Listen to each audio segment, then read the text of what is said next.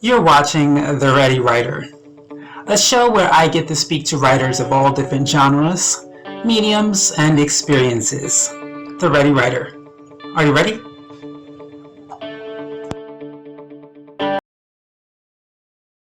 Hello, and welcome to another episode of The Ready Writer.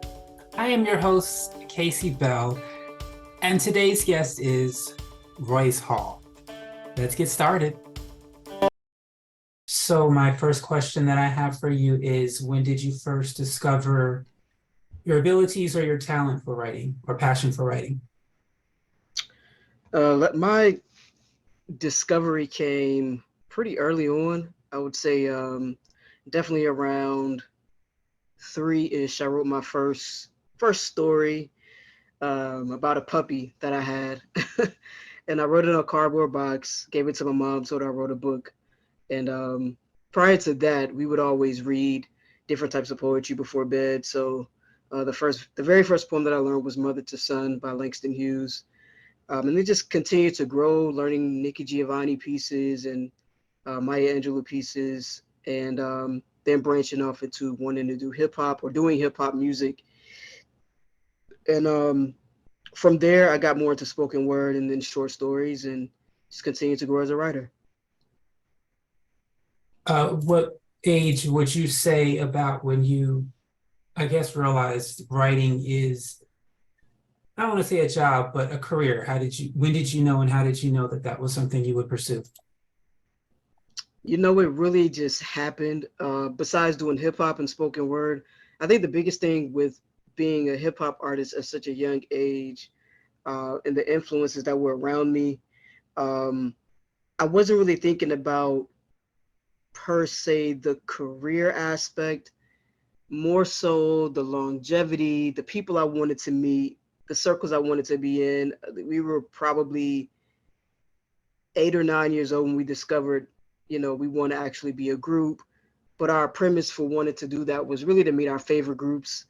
Um, and I would say it got serious for me maybe around ninth grade when the opportunities to get signed to one of our probably our favorite artists to their label at the time, and I realized then like this is something that I really want to do in addition to animal science. And so when I got to college, uh, my group members and I still remained friends, but I was the one that continued to pursue it, but from a different aspect. At that point, I'd started to get more into writing for other artists. I'd started to get into the battle rap scene, performing even more than we were growing up. And I actually had, a large amount of goals that I wanted to accomplish as it related to writing from a music standpoint as well as from a poetry standpoint. So talk about that. When you said did you sign the contract or did you guys decide not to sign the contract? How did that We happen and why did you disband? we did it. We did decide to sign. Things got a little chaotic. We were at that time like 12, 13 years old. My mom was very involved in um, making sure we were where we needed to be, as were my group members' parents. My mom was definitely like the nucleus of from the parental side of making sure we had to be where we needed to be. Um, I think for me, I was already very passionate about music and poetry, having started playing piano at 3 years old and then picking up clarinet and still playing that from fifth grade on out. So I just had a different relationship with art than they did. Um, it became something that was absolutely a necessity to express myself. There were times when our teachers would find us passing papers with our rhymes on them, and you end up reprimanded or having to stay after school. But I need you to finish your verse, so here, hurry up, real quick. And so when you're willing to risk it all, at that point, that's when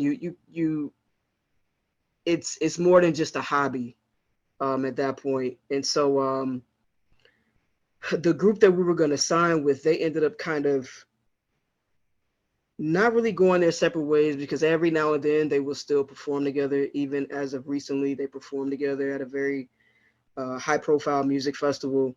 But one of the main artists of that group released a solo project that took her in a different direction.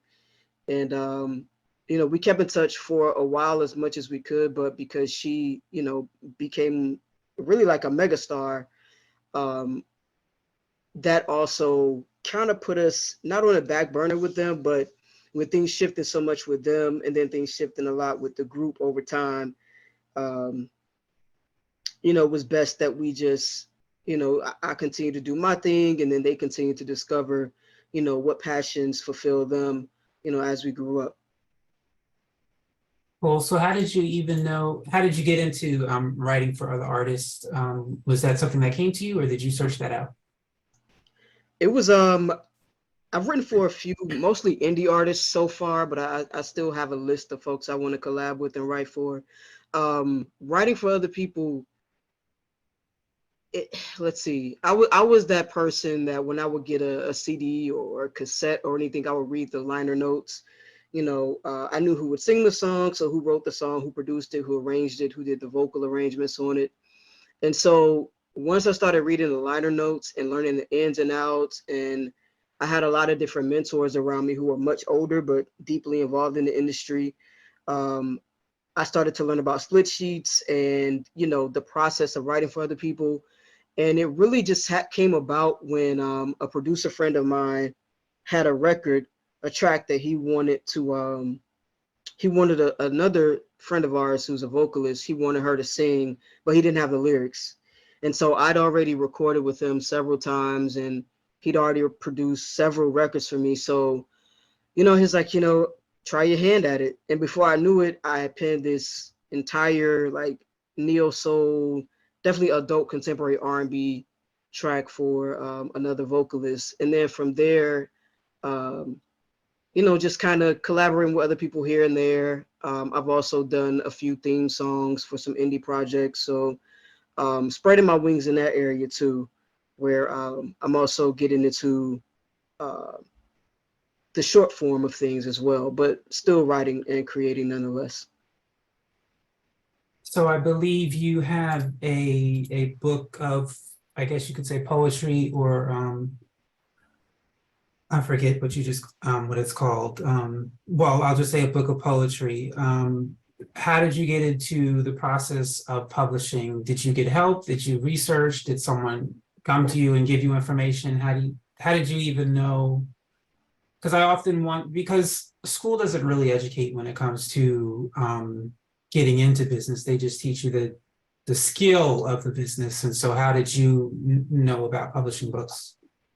To be honest, when I initially wanted to release a book, there were some poets who I was in circles with. I'd ask them, how do I do this? They'd already released books, and at the time, I just received the short answer: "Oh, you just do it." I'm like, you can't just do it. Like, there has to be a process. And so it wasn't until maybe,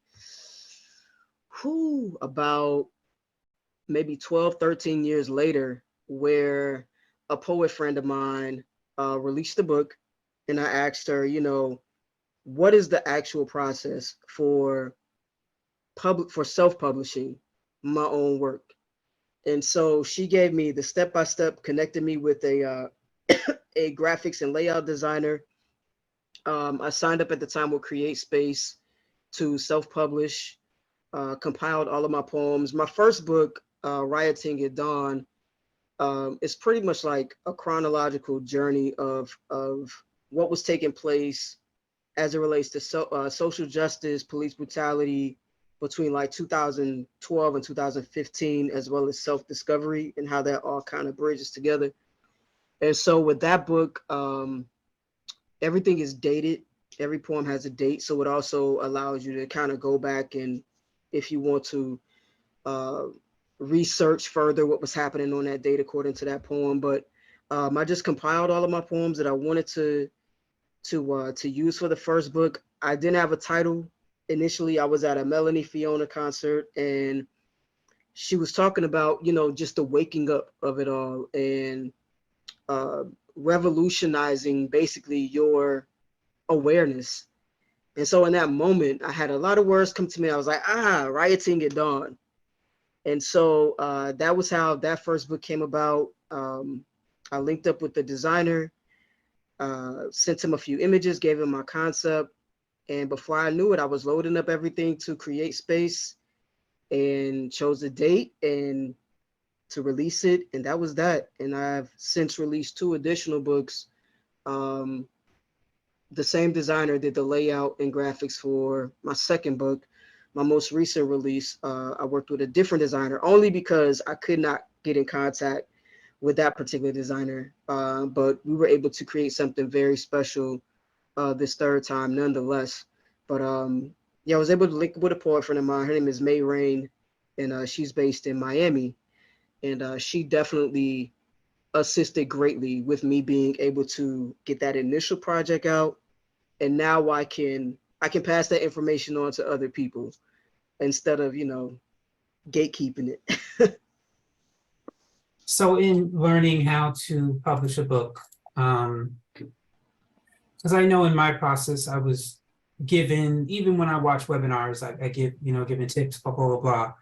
Some of the things though that I learned doesn't necessarily work for me. And some things that I've learned I had to figure out through trial and error, or I had to create my own ways of doing things. And so in your process of publishing, what were some of the things that you had to learn on your own? Some of the things, mistakes maybe you made, and some lessons you can give to someone now that, you said it took 12, 13 years for someone to actually tell you, what is some advice you would give to someone else who's starting out and has no clue how to do it? I would say initially the most important thing would be to get out of your own way. If you have an idea or you have a project in mind that you want to release and share, um, sometimes it is very scary to jump out there because even if it's your first or 10th time, you don't know what's going to happen once it's out there. But if it's placed on you to do it, do it even if you're scared. Um, the second thing, one of the biggest things I learned is not to rush the creative process or rush um, the schedule. Like, yes, you want to get it out and you don't want to waste time, but you don't want to force creativity because it'll come across when someone is reading or listening to whatever you've created. As it relates to self-publishing specifically, one of the biggest things I learned was just making sure like my margins are in order because that can be one of the most daunting tasks to fix because you load the file and you're thinking, okay, it's done, it's ready, and then they send you or they show you rather the little image of you're bleeding over and things may be out of alignment. And so having to go back into the file or with your designer and reconfigure everything, that can be a headache. My most recent book, it took us the back and forth and fixing took maybe about a week and a half. And in publishing time and wanting to release a book when you're ready to release it, that week and a half felt like 6 months. So just making sure little major things like that are in order.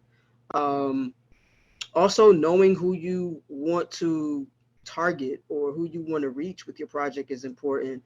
Um, because if you know that there's a specific audience you want to reach, indicating that when you upload your files is very important, um, so that your voice can be heard and can encourage and inspire the people that you need to come in contact with. The other thing is making sure that you're heard in your project, whatever you're releasing. We all have, other artists who've inspired us, who've motivated us, who've, even pushed us to whatever next level that we may not have even met. But it's just very important that your individual voice is what comes across versus, a lot of the pieces or the parts that may be taken from other people. Like, stand in what you are and who you are. So out of your journey, what would you say was the most challenging part of publishing a book that I guess you would say, maybe shocked you about publishing? Because when you get a book from the library, you just look at it, you read it, and you don't know the journey that author went through. So, what would you say would be the most shocking or challenging part of the experience? I would say the first two books were, I don't want to say easy, but or perhaps maybe they were just simpler in context as it relates to the type of content that was in those books. My most recent book, because of how intense and how special this particular book is in its own right to me, I wanted to give the reader a different type of journey as it relates to the window pane in our lives and our inward and outward look and introspection, um, building that bridge between the three main parts of the window that I chose to focus on, and each chapter in the poems in each chapter, and how it relates to uh, our journeys in growing. That was probably the most, I wouldn't say difficult, I don't even know if I would say challenging, but it was definitely the longest part of the creative process. The poems was they were already ready, but because I wanted to package up something different and give people a different journey, um, being able to weave that together took a lot of time. You know, the concept was there, the intention was there, but actually bringing it to fruition and on paper took a little while. So making sure the content had a marriage was probably the most the lengthiest part of actually creating and bringing that book to its fullness. So, going back to what you said earlier and somewhat getting off subject, you mentioned going to school for animal science. Is that something you working now? No longer, at least not right now. I did up until maybe about 8 years ago. It was 10 years ago. Um, Fully working both artistically and in animal science, and then briefly in 2021, I kind of dabbled back into it, but for the most part, my 9 to 5, if you will, is in alignment with creativity. I'm a concert manager, so I'm constantly in the creative atmosphere. But yeah, I went to school for animal science. Those are being able to major in animal science and minor in music was like the best of both worlds for me. And what were you doing in animal science as far as were you working in a zoo or were you studying animals? I was doing preventative healthcare with the mobile vet clinic when I moved to Atlanta. When I was in Tallahassee, I worked with animal services, um, doing kennel care and kennel training and sort of preventative care. And then I worked with another vet clinic there as a kennel tech for a little while. So it was exciting because it was one of those things where when I was 5, I realized I want to be a vet and I also want to make music. And so actually going through that process, going to school, majoring in animal science, going on into the field and continuing, it was definitely a full circle moment working in preventative healthcare, especially. Um, but also when I moved here, I got into other artistic ventures that just really highlighted, you know, what moves my spirit, what moves my soul, and creating an art is what truly does that. I love animals, always will, but my focus is definitely creating. As impossible it may sound, have you ever thought of marrying the two passions, animal science and creativity and writing? I have. I thought about it more recently. Well, last year I think had a little moment where I thought about, maybe I could, even do like music therapy for animals, or I thought about doing massage therapy for animals and involving sound therapy as well, and different aspects. But um, my growth is so rooted in creating that's like breath for me. I can't imagine not creating art. I can't imagine, even if it's just sketching, I can't imagine not creating.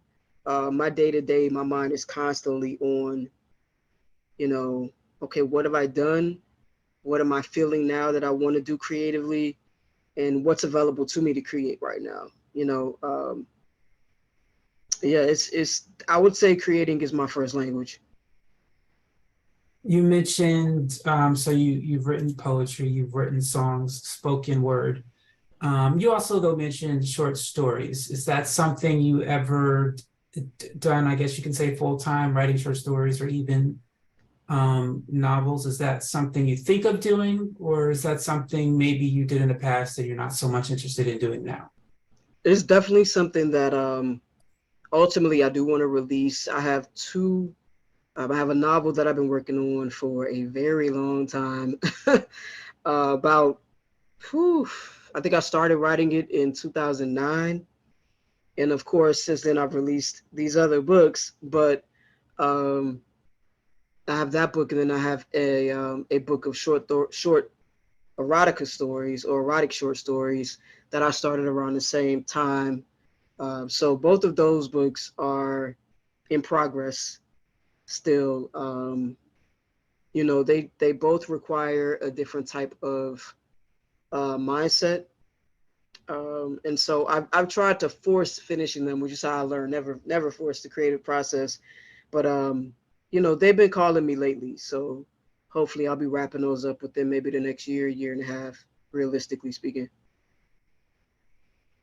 Well, I one of my books, I'm doing the math, took me 12 years to finish only because of writer's block. Um, so what happened is I knew the ending. The problem is the ending was very unrealistic and most people would hate the ending. Hmm. So I didn't want to get there too quickly. And I also didn't want to take so long to get there. So just a suggestion, I wrote the book backwards and that's how I was able to finish it. Um, so if you know your ending, consider writing it and then hopefully that'll help you finish it. But I will say it was a mixture of writer's block and procrastination only because I knew every time I sat at the computer, nothing came. So Hmm. I just stopped sitting at the computer. But just to give you some advice. So my last question for you, and I know I'm sure there's more than one. I'll give you a limit of three if you think one is not enough. A writer, dead or alive, if you could meet them and have conversation with them, who would it be and why? Hmm. Wow. Gee. Mm.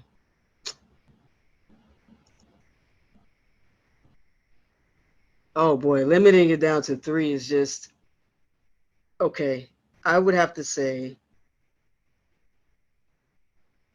because he inspired me to actually write short stories, and also this novel that I've been working on, I would have to say Eric Jerome Dickey, who passed away a couple of years ago, or last year, might have been last year. Um, I would also have to say, because this particular poet was the very first voice I remember hearing on paper, rather, would be Langston Hughes. And the last one I would have to say, whew, it's a toss up, but because one is my absolute favorite creative, and then the other one is just like an all encompassing person whose creative career I just really, really Well, you're more than relate to. welcome to, you can give them both. Okay, so I would say the other one would be, as a musician and a writer, I would say Stevie Wonder. The other one would be from an all encompassing place because she's also a producer, a songwriter, an actress, or an actor, and does so much. I would have to say Queen Latifah. So it's kind of, a mix of folks, but very, very, very much so influenced by their openness and willingness to create from various standpoints.